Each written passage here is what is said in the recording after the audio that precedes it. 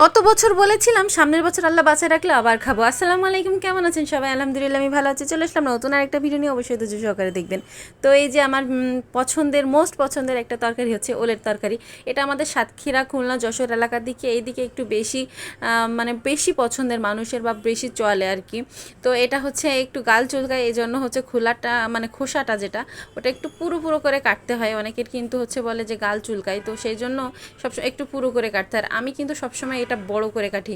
অনেকে বলে কি সিদ্ধ হবে না, এই জন্য হচ্ছে ছোট ছোট করে কাটি, কিন্তু আমি সবসময় বড় করে কাটি। আর আমি পেঁয়াজ কেটে নিয়েছি। আর এই যে আমার ছোট ছোট দুইটা ইলিশ ছিল। আমার তো মানে ওল এই মানে এই জাতীয় জিনিসগুলো আসলে আমার ওল, কচু এগুলো ইলিশ মাছ দিয়ে খুব পছন্দ হয়।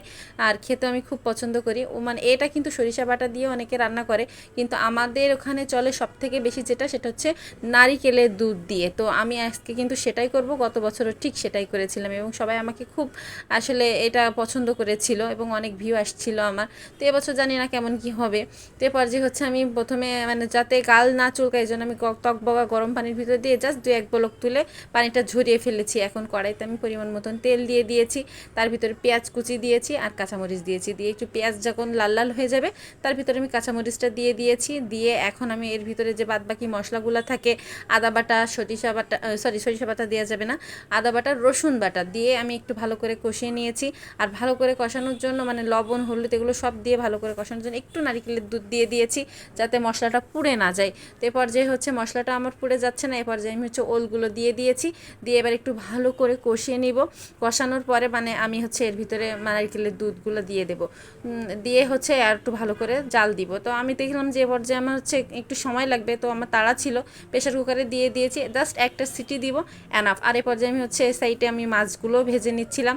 এখন আমি সিটি থেকে নামিয়ে আমি হচ্ছে বাদবাকি যে নারকেলের দুধটুকু ছিল দিয়ে এখন উপর দিয়ে আমি হচ্ছে মাছগুলো দিয়ে দিব। মানে উপর দিয়ে মাছগুলো দিয়ে দিয়েছি। এখন হচ্ছে সব মিলে আস্তে জালে একটু মানে লো হিটে একটু জাল করব ঢাকনা দিয়ে, যাতে হচ্ছে ওল থেকে ফ্লেভার বের হয়, ইলিশ মাছ থেকে ফ্লেভার বের হয় এবং নারকেলের দুধ থেকে ফ্লেভার বের হয়ে মাখো মাখো হয়ে যায় আর কি। উপর দিয়ে একটু জিরা গুঁড়া দিয়ে দিয়েছি, ভাজা জিরা আমি সব তরকারিতে ইউজ করি। এখন এই যে আমার রান্নাটা কিন্তু শেষ হয়ে গিয়েছে, এখন আমি দুপুরের খাবারের জন্য রেডি পুরোপুরি। তো এই যে আমার দেখছেন ওলটা কী পরিমাণে মানে ভেঙে গলে যাচ্ছে আর কি। তো আর এখন আমার ইলিশ মাছটাও ভেঙে নিয়ে এই যে গালির ভিতরে দিচ্ছি, যেন কি একটা খাচ্ছি আর কি বলবো, এত মজার এটা।